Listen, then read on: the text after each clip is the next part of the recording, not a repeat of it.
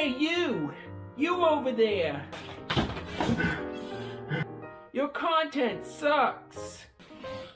I'm, writing an in-depth analysis of the show Chowder from Cartoon Network. Why are you talking about a kid's show? Isn't Chowder for babies? You're lazy. You just talk about other people's content with commentary edited over it. What do you mean it's kid stuff? What do you mean it's childish? What do you mean that, it's pointless to make a video about a show I do not own? Media criticism is something that is fine. I talk about these shows because I'm passionate about them. You want to be a creator, right? You want to create original stories? This comic right here. It's crap. My comic book? You think it's crap? Well, what even is this dialogue? And what's this art? It's garbage art. Also, it's clearly a ripoff of The Death of Superman. Be more original! Oh yeah, true. It is a ripoff of The Death of Superman. You're right. But I made that when I was a kid! I challenge you to interview some media critics and to find out why people review media. I don't think there's any value in media reviews. Hey, did you review 2.5 Men on another guy's channel? You crap on reviewers. You're pretty hypocritical. Yeah, I reviewed 2.5 Men and it was crap, so I gave up reviewing. 2.5 Men, more like 2.5 stars. Anyway, I'm out of here. Bye. Alright, now that annoying guy is gone, it's time to cue the intro.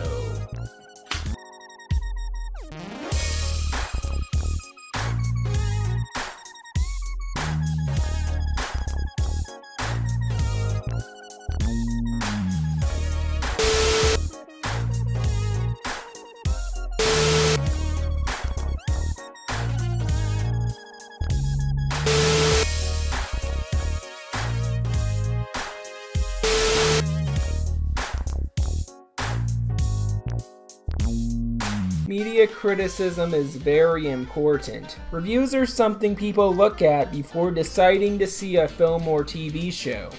Prior to the internet, to be a critic, you'd either have to be a writer for a news publication or have connections to do reviews on TV. However, thanks to sites like YouTube, in addition to internet blogs, anyone can be a critic. Criticism is something that can be applied to more than just movies. It can be applied to books, plays, games, music, and even essays. For this documentary, I'll focus on independent creators who criticize media. I interviewed a few online content creators that talk about their review content and their opinions on valid and invalid criticism that they get for their content. However, first I should probably introduce myself. My name is John, but online I go by the alias ShadeX, and on my channel I upload reviews of media. Growing up, I was a big fan of shows like The Simpsons. I even used to have a large collection of Simpsons merchandise. Dance around.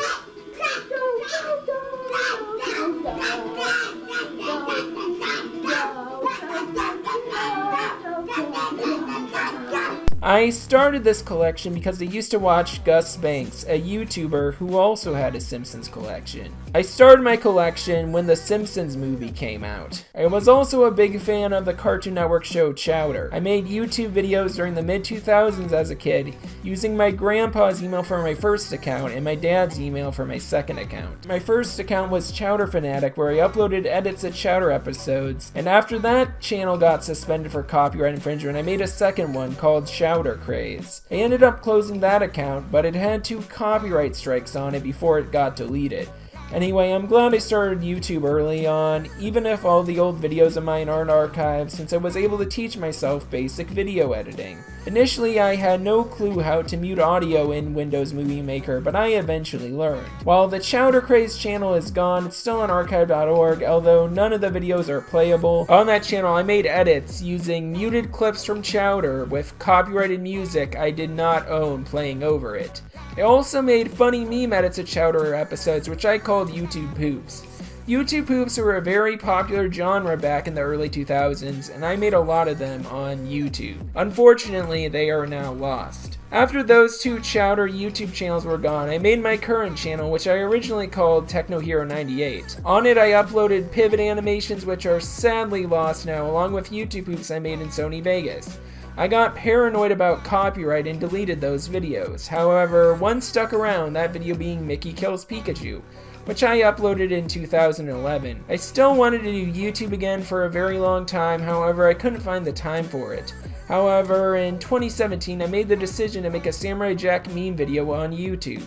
That video got me 100 subscribers. A year later in 2018 I uploaded a video on how Murdoch from Gorillaz got replaced with Ace from the Powerpuff Girls. That video on that virtual band led to me getting 1K subscribers, which is something I didn't expect to happen. Soon enough, because I had 1,000 subscribers, I got accepted into the YouTube Partner program and got paid for the videos I made. In the past, I made content that could not be monetized. I made music videos using copyrighted songs, using clips from Chowder I didn't own. But my recent content was reviews, which were fair use, and I could now profit from them. A ton of content creators have inspirations, whether those be nerds who get aggravated at games or critics who remember things so you don't have to. I was inspired by YouTubers like Pan Pizza, aka Rebel Taxi on YouTube.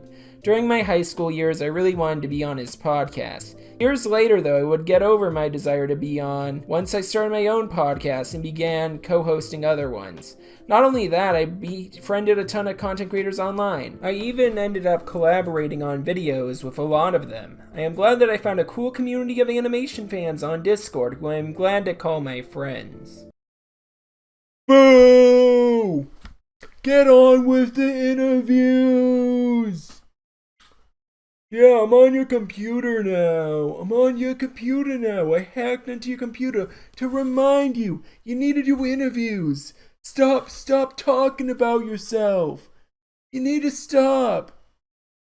Ego much?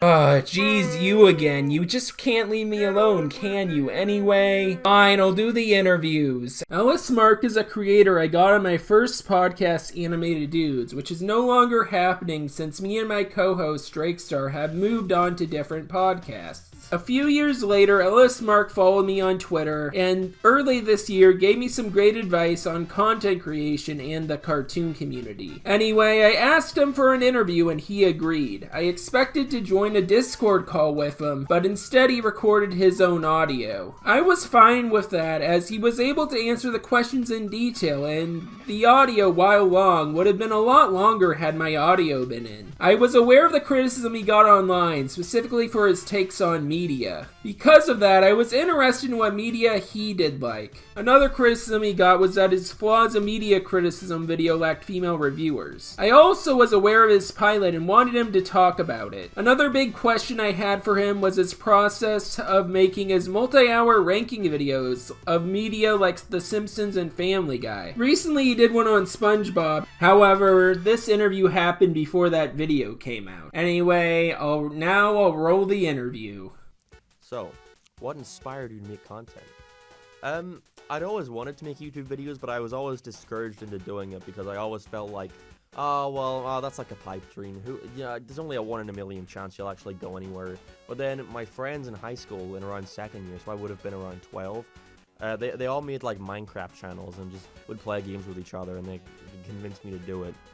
After a while though, they all kind of like dropped off it and quit, but I was always very much like, no, I can't quit. What if the next video is the video to do well? And none of them were. I went 3 years gaining 100 subscribers, and that's after like weekly uploads. And then one day I just randomly decided to make a video on some guy that I didn't like, because I had a friend at the time who really liked him and didn't understand why I hated him, and it just all blew up from there. That was like my most popular video. Then I decided like, hey, well, I also have these other thoughts, so I'll just do it on them. And then it fucking kickstarted everything. And it just kickstarted everything and went from there. And very grateful for the position I'm in now. I'm very glad I didn't quit. Let's see your next one. What's my favorite piece of media? I don't know if you're asking for a specific kind of media or just a generalized kind of thing, but I really, really love character-driven stuff where the focus is very grounded and set with the characters. You know, the story can be whatever, the visuals can be whatever, but as long as I care about those characters and see them going through something not even relatable, just something like real, that's always my favorite kind of thing. My friend recently showed me this movie called Almost Famous, and it really struck with me, and I really enjoyed it. So that's the current thing where the most recent thing I watched, I was like, oh, I like that. What kind of content do I make online? I review movies and give my thoughts on different kinds of media, or just make like discussion videos discussing certain points about media. Mostly cartoons, but I also do movies, some live action stuff, video games at times. It's kind of just like I'm really trying hard to make sure that it's not just like someone's coming for the topic, even though that is obviously going to be a part of it always, but I really want to make sure that people are coming for me. You know, if you come to my channel, you're coming for my personality. It's not just going to be like a lifeless review where I'm like, hey guys, this is what I thought of this week's new fucking summer. Yeah guys, this is what I thought of this new summer blockbuster. I'm going to give no personality, just going to completely be very cold and give you my take on it and then end the video. You know, I want people to come for me, and I feel like I've done an alright job at that so far. Probably my most personal video is one I made a couple months ago called Nostalgia-Induced Loneliness, and it's completely focused on my experiences as a kid with the idea of remembering something from your childhood, something that's nostalgic for you, but it like unsettles you and causes you to be creeped out for no real reason, and trying to figure out why. What kind of criticism do I get from my videos? The main bits of criticism I often get from my videos is mostly just people disagreeing with my points. Sometimes I think it's fair, like, you know, I'm only human. Sometimes I'll watch a movie and I'll not pick up on something, and then I'll mention it in my video, and someone in the comments will be like, actually, you missed this. And oftentimes they'll be like, oh, okay, that's fair. It doesn't really change my mind a lot of the time. I know there's a movie called Mitchells vs. the Machines that I liked stuff about, but I also didn't like stuff about, with my main issue of it being that I didn't like how the father-daughter relationship kind of got sidelined in favor of this wacky robot apocalypse, and I really wasn't a fan of the humor, all the memes and stuff they insert. But you know, whenever they did focus on the father and daughter stuff, I really liked it, especially in the first 20 minutes, and also the animation was stellar. But I got a lot of, so I said something where it was like, oh, why is the daughter so annoyed at this part? And then someone in the chat was like, oh, well, because of this. And I was like, oh, I missed that completely. So, you know, but it doesn't change my thought in the movie, really, just something minor. But yeah, most of the times my criticisms are in relation to not picking up on certain stuff or say, are mostly relating to my opinions on movies.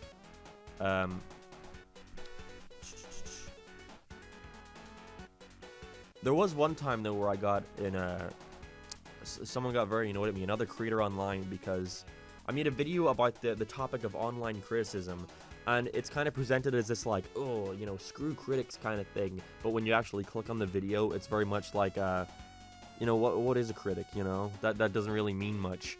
That's me kind of just giving my own personal experience of like, just because I make a video online talking about my opinions on fucking SpongeBob, I don't know if I can curse. Just because I'm making a video talking about SpongeBob and giving my thoughts, and it doesn't make me a critic. It doesn't mean I'm holding my opinion to any kind of level. And the only people who hold critics' levels to any kind of value are the people who actively don't like critics. And I got another creator angry at me for that video because of my lack of female representation. But I find that, and I'm thankful that other people find that whole debacle to be kind of dumb. As they were like, there's no females in this video, and I sent them a screenshot of a female in the video, going like, yeah, here they are. And then they were like, well, there should be more though. There should be more. And it's like, that wasn't your point though, was it? And then I kind of just got dogpiled by their fans, going like, you're harassing this woman by, she's just voicing her concerns of there being a lack of female representation, and you're dogpiling your audience onto her. And it's like, I'm sorry, but I find that whole situation dumb. The whole reason there wasn't very many females in the video was because my editor was just putting in creators that he liked. And I guess he just didn't watch very many female ones. It was literally as simple as that. There was no deliberate decision to have a lack of women. What kind of criticism do you think doesn't count? The ones where it's just like, screw you, I like this movie, and they don't give me any reason. And oftentimes if someone is like, oh, well, I disagree with you because of this, I like this movie for this reason, oftentimes I'm like, it's fair, glad you liked it. I don't care if someone likes a movie that I don't, or doesn't like a movie that I like. So I don't really value the comments that are simply just like, your videos are bad because you said this movie is bad, you know, it's like, whatever, dude. What's your work ethic regarding those every ranked videos you do? Overall, I'd say I have a pretty alright work ethic. I think a really important thing I do is give myself, like, time limits. I think I oftentimes see people go like, I'm burnt out, or, I didn't get a video out this week, guys, because I'm procrastinating, haha. And it's like, oftentimes I'll look at that and I'm like, you're not procrastinating, you're just lazy. Procrastinating is leaving a piece of work up until the last possible minute, but still getting it done in the end, you know? Not getting something out on time is just, you just didn't do the work, you know? So, I try to give myself a time limit. I think that's really important.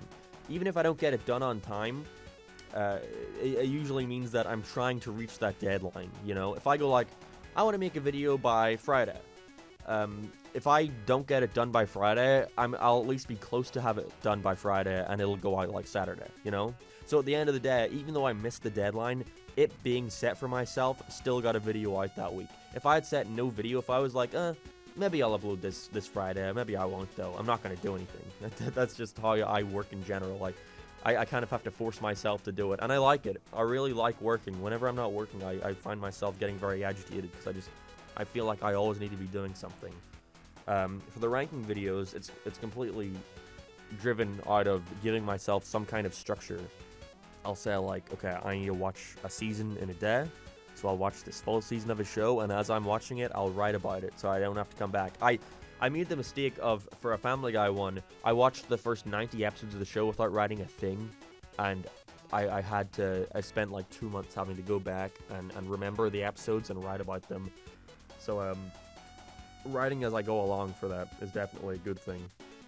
That helps them. But, yeah, my work ethic is really just like forcing myself to work because it's what I like doing, you know?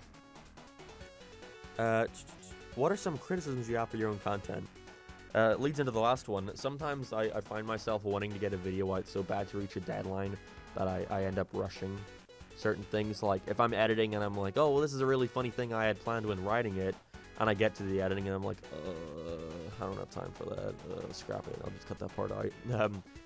And it's weird because it's stuff that no one would notice. No one notices that I don't put something in a video, you know? I didn't put something in the script in a video because I don't show people the script.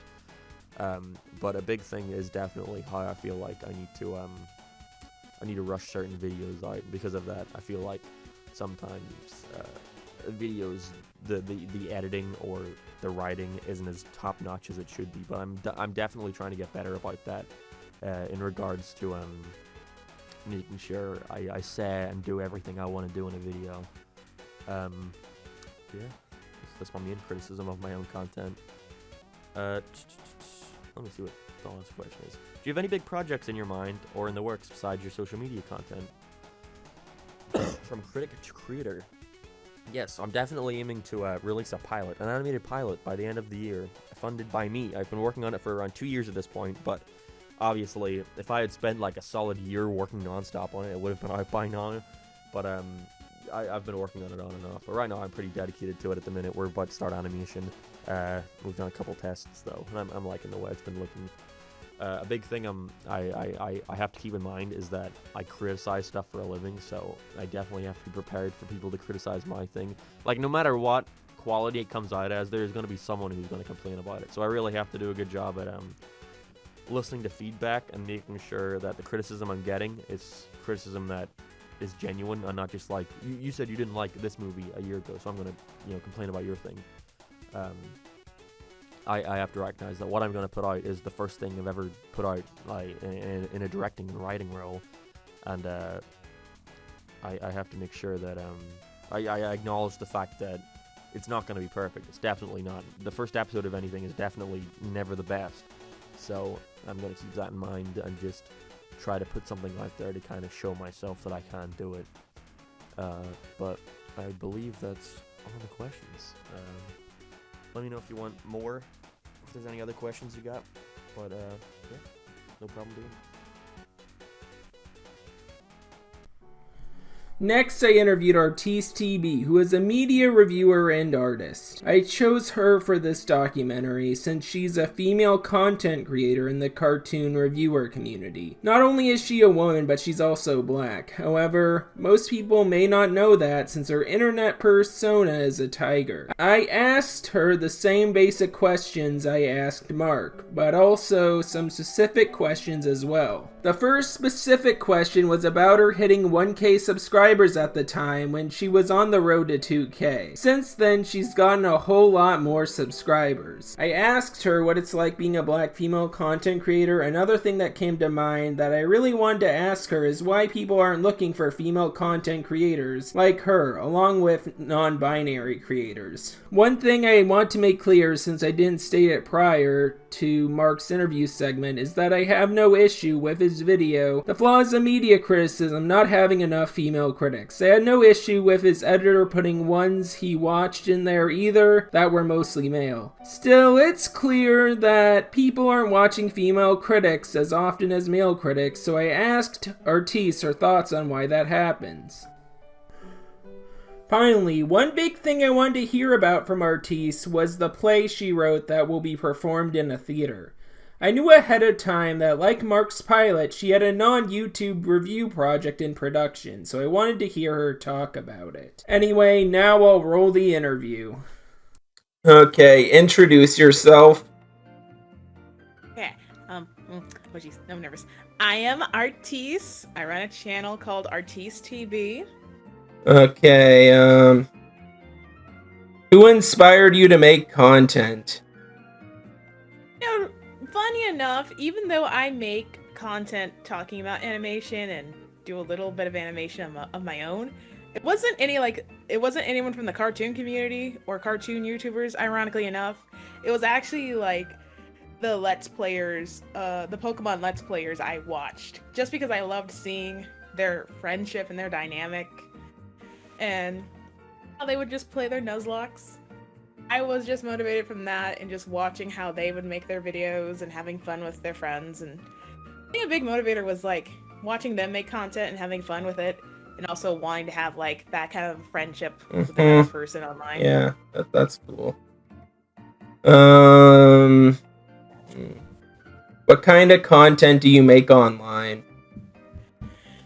Excellent question. The kind of content I make is just like animation analysis, or just what comes to motivate me, or if I have a topic on my mind. Like my latest video I wanted to have out in time for Valentine's Day because I wanted to ruin Valentine's Day, and just talk about the double standards of like sexual harassment in animation. Like if a girl chases a boy, haha funny. If a boy chases a girl, no, that's bad. And I'm just like, this trope is so common and has been used so many times. I just wanted to lay it to rest and just bring attention to it and how many examples there are. And just like cartoon episodes that motivate me or move me, and I can get like some motivational messages out of it for myself and maybe motivate someone else along the way. Okay, what kind of criticism do you get for your videos? Okay, because I talk about animation, I'm gonna get the standard, it's just a cartoon, it doesn't impact anything, or like you're taking it too seriously. Well, I would counter argue that like, you know, media has a larger impact on our influences, especially children's media. And I can testify to that. As a child, when I watched an anime called The Prince of Tennis, I was really into it, and I was like, I want to go play tennis like in this anime. Tennis is a much harder sport than it seemed like. I was out on that court sweating, and it was awful. And I'm like, how do they do it in this darn show?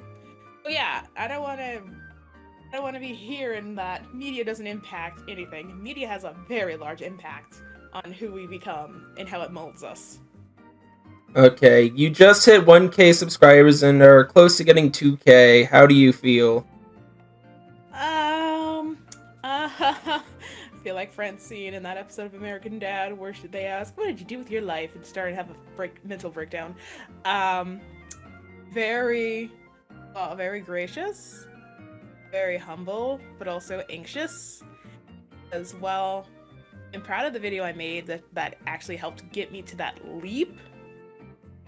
I'm just overwhelmed because not only am I approaching 2,000, my latest video just hit 30K, and now I'm eligible for the YouTube partnership program. I can monetize my channel if I wanted to. Just felt like this happened a little too fast. YouTube was originally just my outlet for like creativity and get out of depression slump, so I just feel overwhelmed, so I'm just trying to take it all in at a time. Yeah, I remember when I started, I grew at a somewhat fast rate. Like, I uploaded one video and it hit 500K randomly. Oh, nice. Yeah. I know, I understand with like YouTube and from my past outings with TikTok, that I feel like no matter what I post next, it probably won't perform as well. It'll probably perform worse or better. Yeah. I don't know. It's all a computer game. It's all a number game. It's all an algorithm. Yeah, it's algorithm. Like the videos I work hard on usually don't get like a lot of views compared to the ones like I put little effort into, I've noticed. I just think I need to get out of my own head and stressing about. I don't want to quickly make another video to quote unquote capitalize on what I have going on now. It's like, just, I don't know, just gotta like center myself, because I've seen it with other channels too, where they have one video that's okay view wise, okay views, and then one that really popped off, and the next one's not as okay. It's a dip. It's like a dip and flow, and that's gonna happen, and I am okay with that. And the next time I upload something, I am gonna just back away from the whole top 10 video ranking in the first hour, yada yada. Because like, I just wanted to make something that, I don't know, might help another person. I don't know. What's it like being a black female creator on YouTube? I'll tell you what it's like. Not that particularly different, TBH. It's like, okay, I know with YouTube, it's, people have their own experiences of like how the algorithm is like not pushing my stuff, colorism, white favoritism, yada yada yada. Like, I don't use my face in my videos at all because I don't need to. I just use like a persona, and like I do say the N-word because I am black, but like people wouldn't know I'm black unless I either said it or they just presume, oh yeah, she's saying the N-word, so she must be black. Even though a lot of people do say it, some of them aren't black. So it's like, my face is elsewhere, it's just not on my channel because I don't feel the need to like put it on there. Yeah. So for me, it's like, I can at least bring a perspective as a black girl, what I talk about and how I interpret things, especially like as a neurologically disabled black woman, but also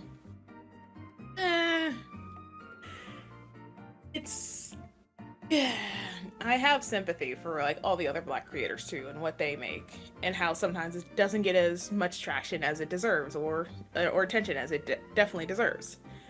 And for me, and for some people, they worked years to get to at least getting to that point of monetization. I've only been like uploading every now and so on my channel past year and a half, and now I'm eligible for monetization. So it's like, rat race, show your face or not. I feel like until I make make a certain video talking about my experience as a black woman, which might come up sooner than expected at some point, and I might get hit with it, but like, I've had people raid my Discord server.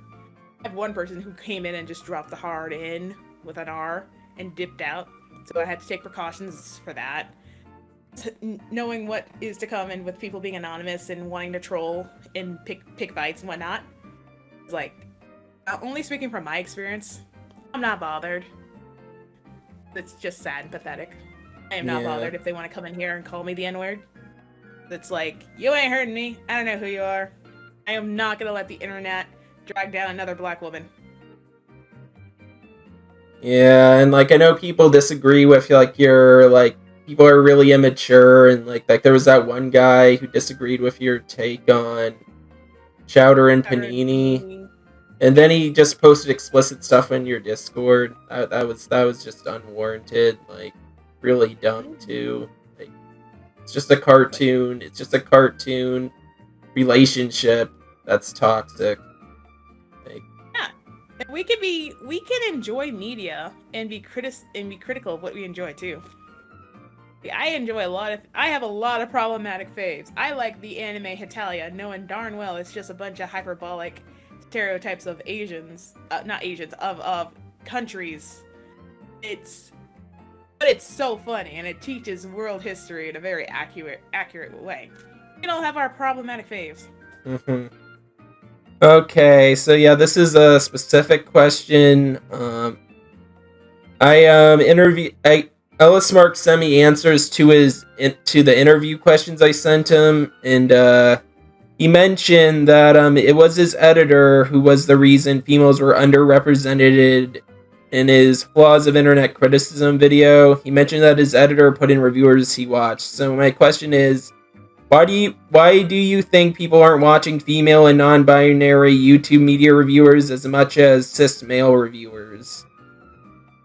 I think on one hand, it's probably in terms of relatability and just like, you think of like the top YouTubers in general, like to me at least too, I think of Moist Critical, PewDiePie,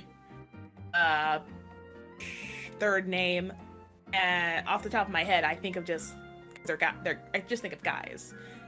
Paul, Logan Paul, the Paul brothers, all that nonsense. It's just been because it's oversaturated and just a bunch of like, it has been oversaturated by a lot of men. And I think because of that oversaturation, or they're not working with or collaborating with women and non-binaries as much as they probably could or should as they do with each other.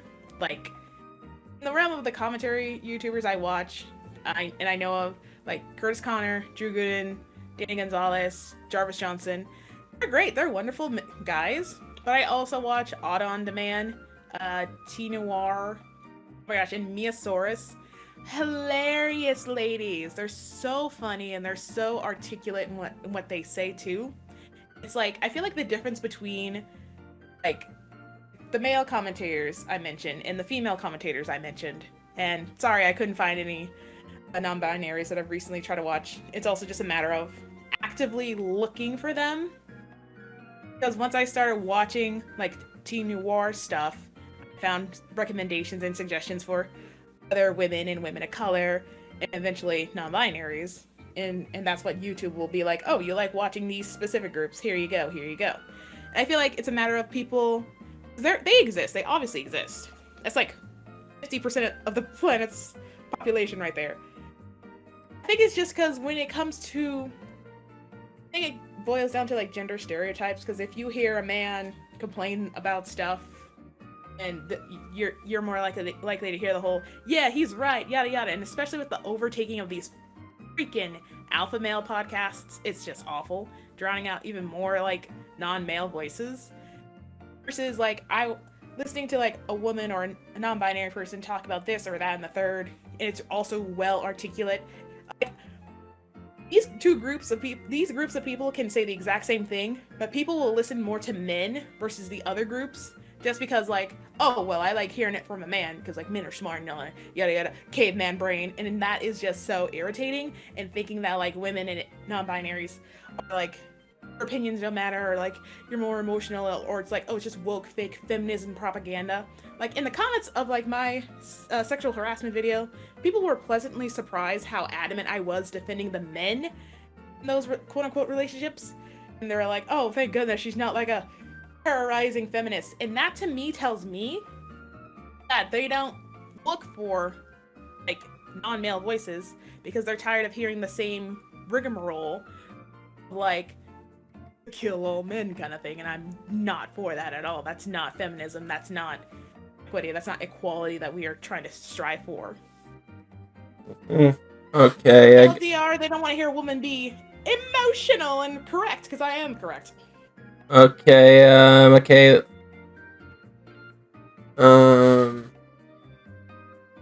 Okay, I guess this will be the last question since it's like 12 minutes. Do you have any big projects in your mind or in the works besides your social media content? From critic to creator?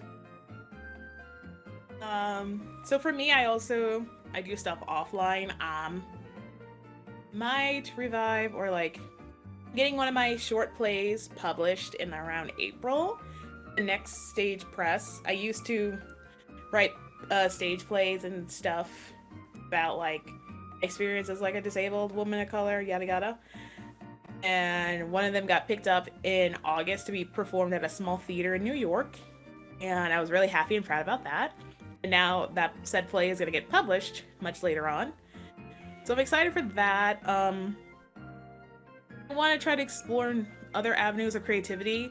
I've been trying to do more art stuff and art commissions, like the stills in the background I use for my videos. I draw that. And I want to try to get into voice acting because I know I have an expressive voice. Just got to get over my own hurdles. It's just also a matter of time because I work full time too. I'm just trying to balance everything out. I also miss having a schedule because 2020 brain rot was literally killing me. And I just want to, and like for my videos, I do have like big things planned, but I have to like pace it out because I have a lot of other stuff going on too. Like there's a big thing I want to do for April, but this is why I don't have a schedule for uploads because that would be detrimental. Trying to get my Valentine's video out in time for Valentine's Day is what caused me so much stress and stuff. So I'm happy that it literally paid off, that like and reception was well-ish. Yeah, I'm never putting a set deadline on anything. If people want to know what I do, literally pay to get into my Discord because raiders ruin the fun of having a public server. Follow me on Twitter and or actually put on the bell notification because even I don't know when I'm gonna upload next. All right, thanks for answering my questions. Thank you for having me. Now we'll be right back after these messages. Everyone beeth a critic.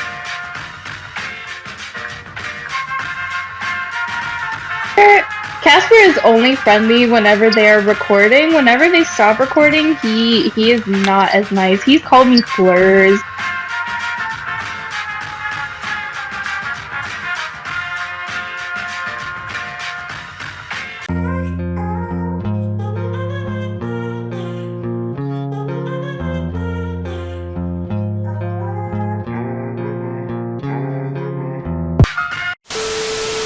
Ramen is a very underrated YouTube creator who has inspired me a whole lot as of recent. In fact, his recent live-action skits in his videos inspired me to work on my own skits into this documentary. I've collaborated with Ramen in the past, first as my character, the Sitcom Critic, who I played the role of at the start of this video, and later as myself in multiple videos of his. I asked him the basic questions I asked Mark and Artis, but I also had specific questions as well. The first specific question I asked him was how it felt hitting 500 subscribers. I also asked Ramen why he considers himself to be a reviewer in general despite being associated with the cartoon community. Finally, I asked him for his opinion on how long a retrospective should be since videos as of recent from big creators have been longer than an hour. Anyway, now we'll roll the interview. Okay, who are you? My name is Ramen from the channel Ramen's Retrospective. I make YouTube videos on TV shows, movies, games. I also co-host a podcast with my crew. I call them I call the Vibez Crew. I'm just a dude just doing YouTube for fun, essentially. Who inspired you to make content?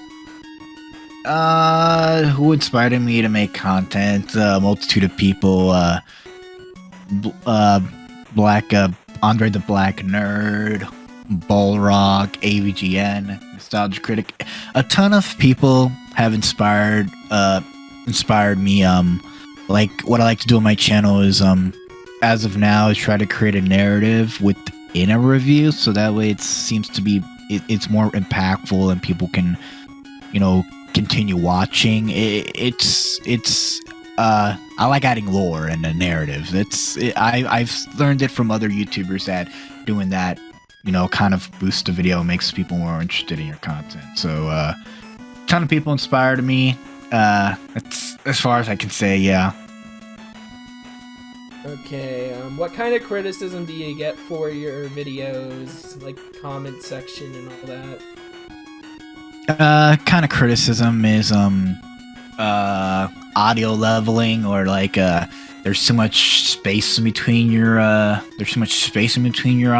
so it's like you're saying something, there's a big pause and before the next line, so that's kind of criticism I get, but over time I've gotten better at like trying to work on that. It's the criticism you get, you take it and then you use that and try to improve.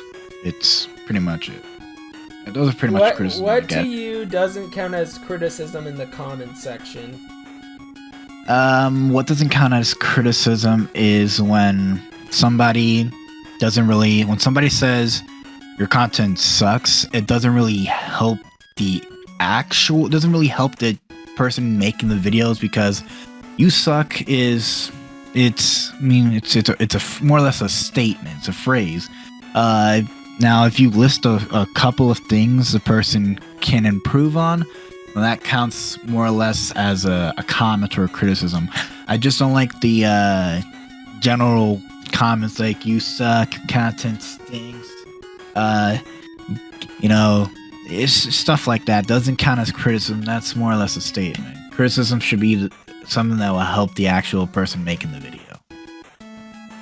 Okay, now I'll ask the questions for you.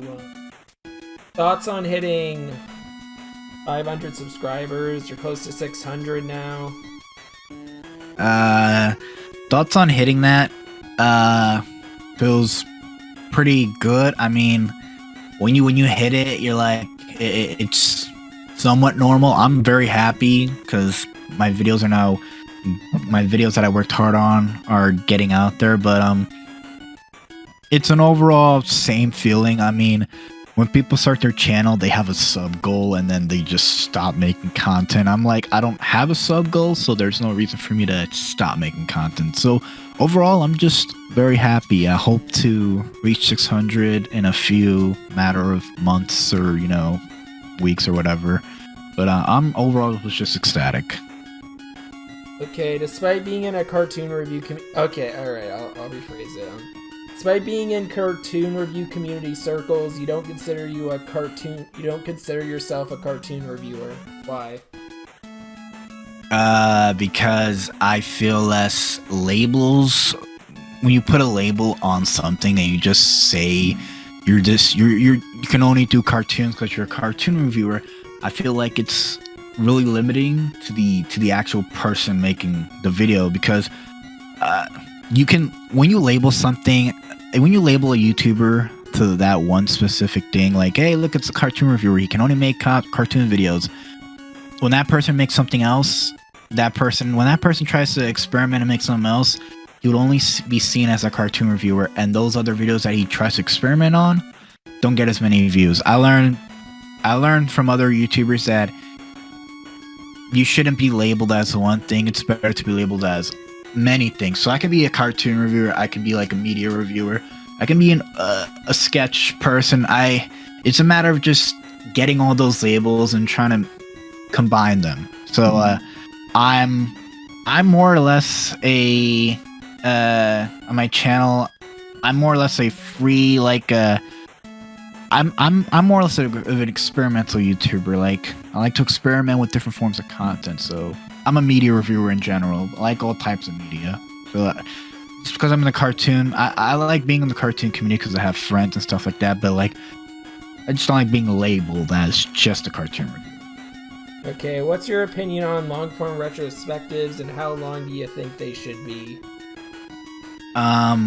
That's kind of a tough one because when you're in the writing process, you never know how long a video is gonna be, because when it comes to like a retrospective, there's history, there's development, there's character discussions, there's in-depth like analysis of like what you're like looking at. So there's not really a length you can put on a retrospective. A retrospective can be as long as you wanted if you have something to say. So I really, you can't really put a time on it. You can't really put a time frame on it. I try to keep my videos to like a 40 to 30 minute format, but I can go further than that if I wanted to. I just choose not to because that's a lot of stress. Jade? Alright, do you have any big projects in mind or in the works besides your YouTube content? I at some point when I do reach a 600 sub goal, I would like to make a YouTube a documentary on like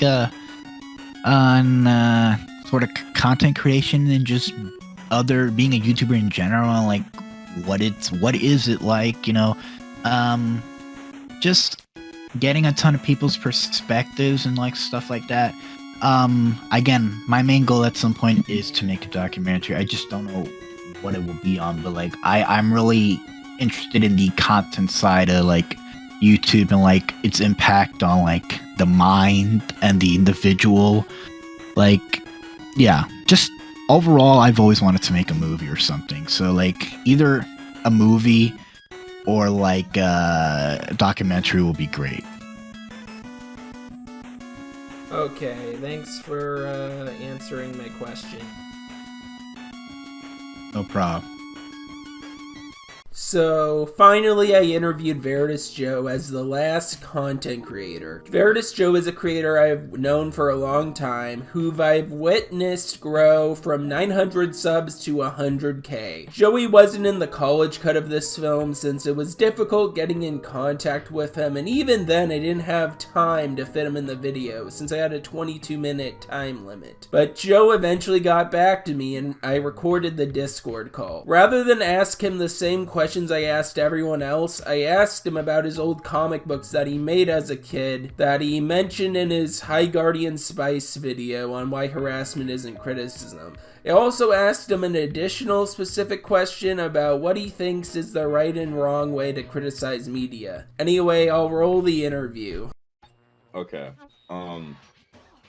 Okay, so you want me to just like explain it again? All that sort of stuff? Yeah, there was a disconnection, so... Okay. So like from the top or like what? If you want. Okay. Well, this was a comic book, one of two, and there's a third one that I don't have currently. I don't know where it is, and the third one isn't finished. But this was a comic book that featured all of my friends, where me and one of my best friends at the time tried to stop one of my other best friends at the time, who played the villain, in like kidnapping Santa Claus and not saving and us trying to save Christmas. I don't remember if this was Christmas themed at all, like if this was written in the time of Christmas, because I'm pretty sure it was not. Probably was like September, October, or like maybe March or April or something like that. But or if it was written during Christmas, there's no doubt that I just kept writing this after the fact, because the whole Christmas aspect kind of got diluted, and there's just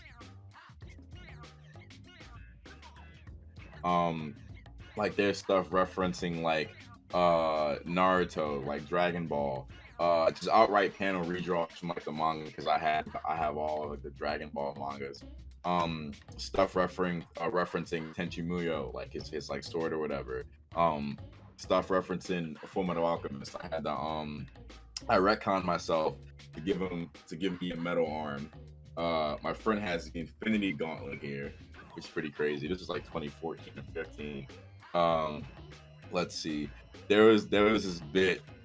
I have no idea why, but for some reason, my friends go through a Mario game for a panel. I think this was like some sort of like cutaway joke. I think this was the start of me understanding what cutaway jokes were. Let's see what else. We went to space, which is cool, I guess. Some of these I kind of know how these were drawn, even if it was like in middle school. But we went to space. Let's see. There was a Gundam and a Titan battle. Pretty cool. Just a bunch of dumb stuff that had no reason being together at all. Sky had stretchy arms because of One Piece, because of Luffy, that guy. Yeah, there's just a lot here.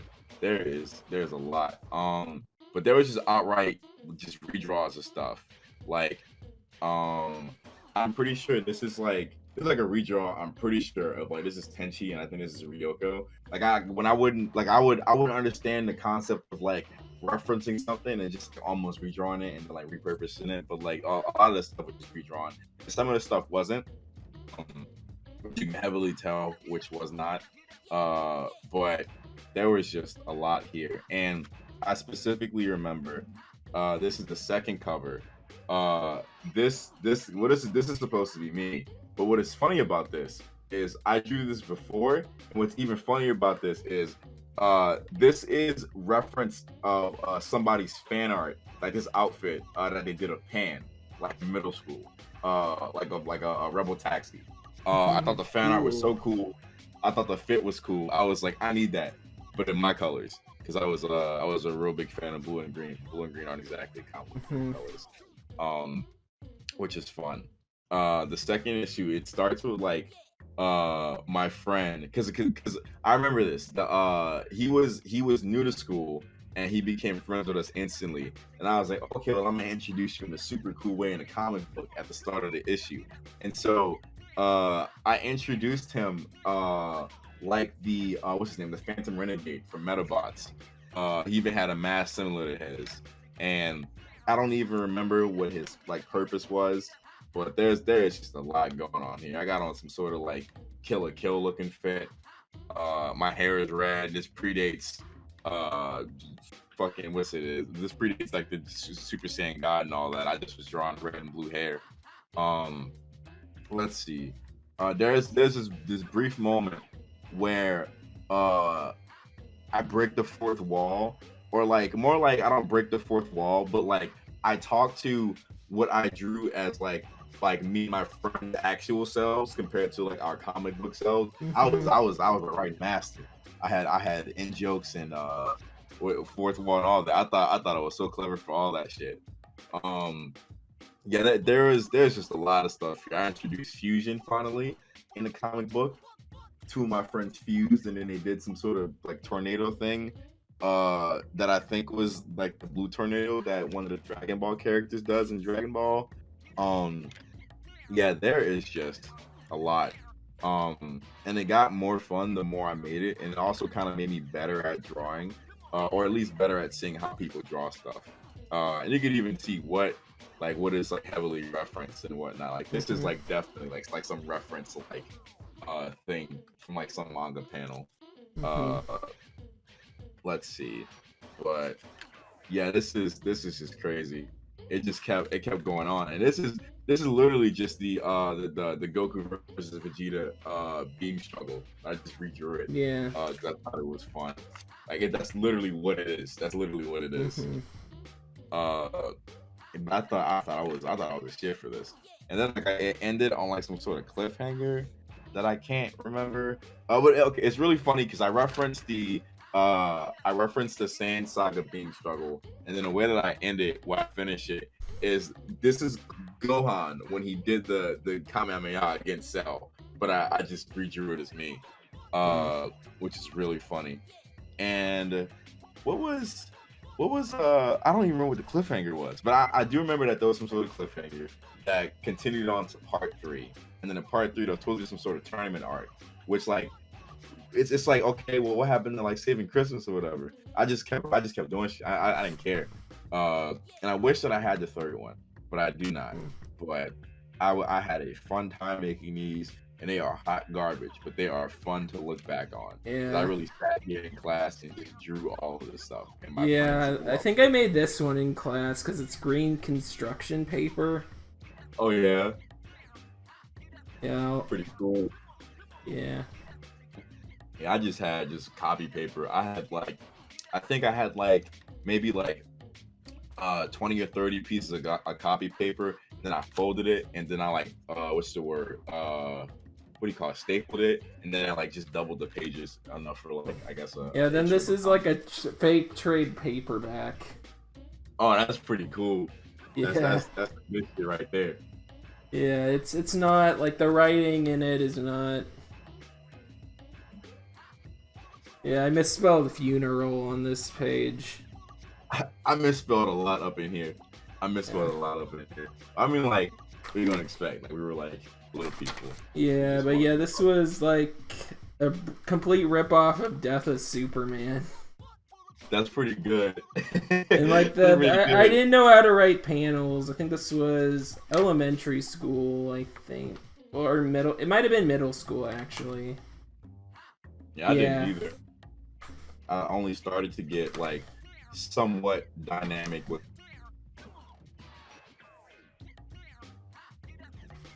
All these panels kind of look the exact same. Yeah, like but yeah, your comics are more collaborative. I did these by myself. Pretty good. Go to activities. That's what I say. Yeah, like the stuff I made in high school, I think, or I think towards. Yeah, actually, I think these were elementary school. Yeah, well, that's even more impressive. These were middle school. This was middle school for me. Yeah. I have some like middle school or / junior high stuff. That's better. Yeah. I'm gonna go get something real quick. Okay.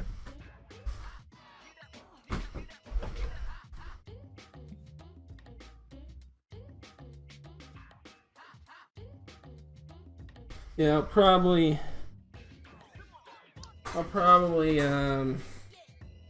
make maybe I should do like my own video on stuff like this. But yeah, it's called Jeff the Fox Catches a Goose. What was this one about? It's about a fox and it's about like a fox and he like has to catch a goose because he's like bullied by. I don't know the plot exactly. It's. I made up a character called Harry the Hypocritical Hippo for some reason. So is he just like hypocritical, just always? And there's all these like criminal characters. Like there's a octopus. Oh my god. Yeah. That's good. A duck and. It's got my screen's small on my end, so it's. Oh yes. It's probably gonna be hard to zoom in. I don't know. I could probably see if I could film some stuff. Sure. Yeah. But yeah, I think the art here is a lot. I think the art here is a lot better than my other art. Yeah, that's not bad. Not terrible at all. Yeah. But yeah, definitely want to go back, and I definitely want to make a webcomic someday. I'm just need to. I don't know. I think I'm okay at physical art. It's just digital art. That's the same for me. When I did most of my digital art, I kind of just like I would start it physically and then like digitally like restore it, or like digitally like line it and stuff. So like I've always thought about like making a webcomic of some sorts and just like doing it traditionally and then like lining it like yeah, that would be good to do. Yeah, I just need to like wirelessly connect like the scanner to my laptop, I guess, if that's I think that's possible. Yeah, it probably could work. I definitely want I wish that I did do more comic stuff in high school, because I still drew, not as much, but I was not doing comic stuff because for some reason I just felt like it was kind of harder to do. For some reason, I guess I kind of just like lost interest in doing it or whatever. That I probably like. I guess my standards for like making stuff like story wise, like a story, were kind of higher. And I was like, well, I can't exactly do this and like have it be good now, because like Yeah. I look back on these and like obviously they weren't good, but they were fun to make. Yeah, what I've been doing lately is, since I've been taking screenwriting classes, I've pretty much been writing like scripts for like a comic like story. Mm-hmm. And I'm just trying to figure out what to use the character for, like the character I made for. Like a prequel or a sequel, or I think I'll do I had an idea for a villain story, so like do the villain origin story. Then I can like continue the story from there. That could be pretty interesting. Yeah, I'll post the drawing.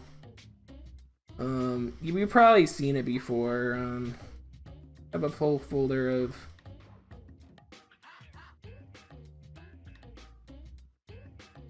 Let's see. I think I have seen it. Yeah, I've posted about it before. My friend like drew some art of him. Like I like posted the OC stuff. And then a friend just drew this. An online friend drew this, which was really cool. So yeah, cool. I really like that design. So that's gonna be the go-to design for him, I think.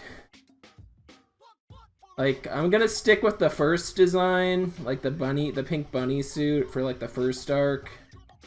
Mm-hmm. And then like he'll have like the mob boss outfit, I think, for like the second arc. Like I have a whole doc with stuff planned out. I just need to figure out how to write. Right. That is quite the process. Yeah. I know nothing about it. I'll say that much. Yeah. So so do you have any big plans for like making a project of some type besides like a YouTube video? I mean, at the moment, I haven't really thought about, I guess, anything like in terms of, I'm making a thing that has characters like a plot and story, stuff like that. I'd obviously I like to help friends, who have projects like that. But one day in the future, I do want to make my own stuff like that. I think making a game probably would be more fun for me. Yeah, that sounds interesting. Yeah. Like there's a lot of game making software out there, and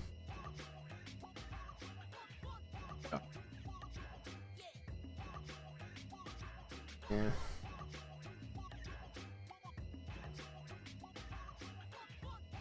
Okay, yeah, you know what? I think this was a good conversation. I think so too. Like it's different from the other parts. I mean, this is the first time in a while I got to gush over my stupid little comic that I made forever ago. Yeah.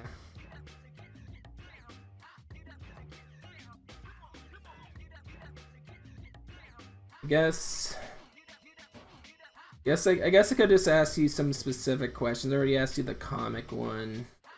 Okay. Okay. What do you think is the right way to criticize a piece of media online? What do you think is the right way to criticize a piece of media online, and what is the wrong way? I think the right way is to keep in mind who's making it and who it's being made for, because people tend to critique media and hold them to standards that they really shouldn't be. You know, like I'm not gonna judge a movie that wasn't intended for like, I guess like I'm not gonna be super judgmental on like some sort of kids movie that wasn't intended to be like, you know, some groundbreaking thing that like was supposed to like, you know, reshape cinema type of deal. You know, I think that the way that people should critique stuff it's one, obviously, you know, not saying that you have to be the nicest person in the world, but you know, you don't have to be like over a hyperbolic, you know, like angry and like all the other stuff, like the, you know, the classic like review YouTuber person that's like forced to review the piece of media because like they threaten their life or something, like some link car shit. Like that's fun, you know, but if that does happen, you have to make sure that it is like clearly distinct that like this is a character, but that this is a joke, you know, because some people actually do all they do is angrily review things where it's like, damn, are you even enjoying talking about the stuff that you're talking about for a living? Like, nah. So I think you should, you know, just be respectful and have fun. That's how I see it. Mm-hmm. All right. Yeah, 17 minutes. I think that's, yeah, I'm probably gonna put this somewhere towards the end, I think. Pretty good. Overall, I got what I wanted from all these interviews. The content creators did a great job sharing their stories of how they started their careers on YouTube critiquing media online. These content creators also shared some great stories about how they deal with criticism they get for their videos. In addition to that, it was interesting learning about the ambitious projects they've done besides their YouTube content. I am glad I talked to Joe about his comics because I want to make comics, and even if his comics weren't great, he clearly had fun making them, and I'm having fun creating characters of my own for potentially a webcomic. Overall, these interviews reassured me that media criticism online is very important. I really love what I do, and I'm glad I get to talk about my favorite pieces of media in videos and make a few bucks off of them. I haven't changed much, honestly. I am still the cartoon fan I was back then, even now. My room has different posters, but honestly, not much has changed. I am proud to be a media critic online since I am very passionate about the things I talk about. Still, it's important to make sense of all this, so now we'll roll an interview with an academic expert to give credibility to this documentary before I play the closing skit. Do you think there's value in independent online media criticism? Basically, YouTube reviews, video essays, all that? I do think that there's value in that because I think it makes it a lot more accessible to just everyday people. You know, a lot of media criticism is there's a lot of gatekeeping from an academic standpoint. So I think when regular people are doing it, especially when it's well informed, there's a lot of value to it because regular people have access to it. Why do you think people do media review videos? I think people do media review videos in part because it's something that they care about. So usually I bet, first of all, that you're coming from a particular fan perspective, or maybe you want to think about media a little bit more critically, but not necessarily in an informal way. And I think that there is a good amount of interest in that because people can watch those things, like I said a second ago, and they're accessible, and it's people just like you who are doing it. So I think that that reach is a really important part of it. Okay, what are some issues that come from independent media criticism? Like, because I know there's a lot of, there can be like, since it's an independent person doing it, there can be like issues sometimes. Yeah. One thing I've noticed, especially in my media criticism class, is people who watch a lot of those, who consume a lot of those, are watching people who either just glaze over, you know, they took one intro to criticism class and are using broad brushstrokes with, you know, theory. And so from an academic perspective, you're getting a really rich type of media criticism. I think, like I said, there's a lot of value in it. But I think one of the biggest things that I've noticed, especially as somebody who teaches media criticism theoretically, that a lot that is on YouTube, a lot that's on TikTok or other social media platforms is just grazes the surface, and there's not a super amount of depth to it. So, Sitcom Critic. What have you learned? I learned that making YouTube videos reviewing media is a waste of time. Come on, man, you gotta realize a lot of effort is put into these videos. Ellis Mark, for example, sat down and watched every episode of The Simpsons, Family Guy, and recently SpongeBob. That takes a lot of time and effort.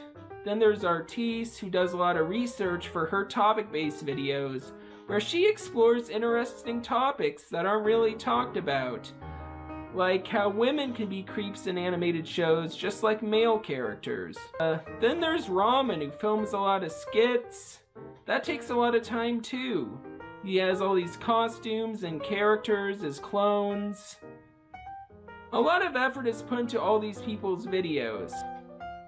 These creators are just as creative as the people who make the media they critique. Alright, yeah, they put some effort into the videos. What you should do, man? You should, get back into reviewing. That video you did with Ramen was great. That 2.5 Men video. I don't know why you're giving up. If anything, I say continue, cause you were fantastic in that video. Yeah, I'd review another sitcom, but who would watch it? Sitcom Critic, people do want to watch your content. People care about what you have to say about sitcoms. In fact, I got something to show you. Alright, I'm gonna play it. 2.5 Men, more like 2.5 stars. 2.5 Men, more like 2.5 stars. 2.5 Men? More like 2.5 stars. Yeah, 2.5 Men, more like 2.5 stars. Am I good? I'm gonna go eat some pudding. 2.5 Men? More like 2.5 shit. 2.5 Men? More like 2.5 men!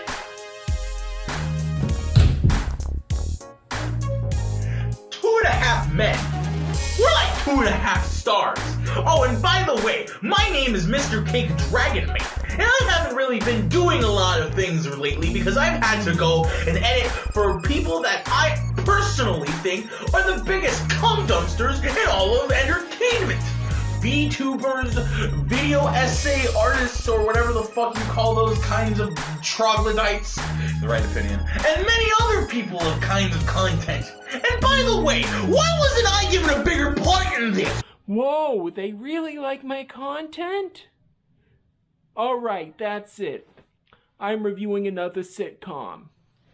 I'm glad he learned that everyone's a critic. Everyone's a critic. Everyone's a critic. Everyone's a critic.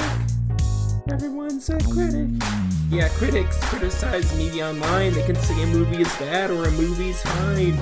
Angry viewers in the comments want to change their minds.